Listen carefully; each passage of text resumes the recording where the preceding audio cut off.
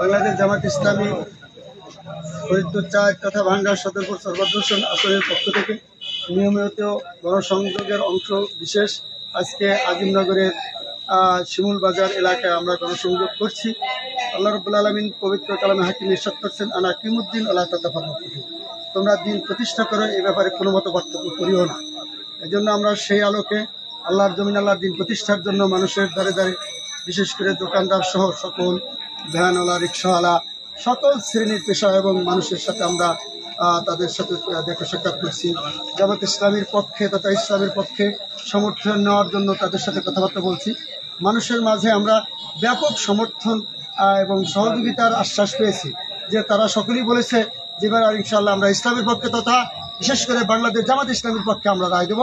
কারণ বাংলাদেশ জামাত ইসলামীর পক্ষে রায় দিলে দেশের মানুষ, সকল মানুষ সুখে শান্তিতে থাকতে পারে। বিভিন্ন রকমের যেরকম দুর্নীতি, চাঁদাবাজ, তারপরে সন্ত্রাস ইত্যাদি থেকে মানুষ নিরাপদে থাকতে পারবে।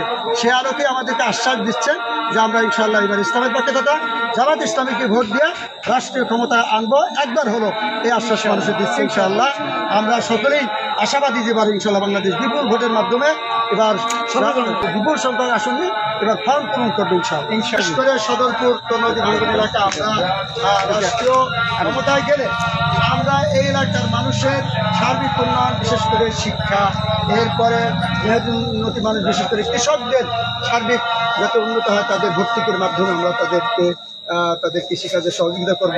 এবং নদী ভাঙ্গন এলাকায় যাতে করে তারা নদী ভাঙ্গন রোধ করা যায় এবং তাদেরকে সাথে সাথে তাদের সংস্থানের কর্ম ব্যবস্থা, কাজের ব্যবস্থা করা যায়, সেই ব্যাপারে আমরা সচেষ্ট থাকবো। সার্বিকভাবে আমরা ফরিদপুর ৪ আসনকে যদি আল্লাহ আমাদেরকে ২ আসনে নিয়ে যায়, আমরা ভাঙ্গা সদরপুর সর্বদর্শনকে বাংলাদেশের মধ্যে একটি মডেল আসন হিসেবে ইনশাআল্লাহ বাংলাদেশের মধ্যে স্থাপন করতে চেষ্টা করব।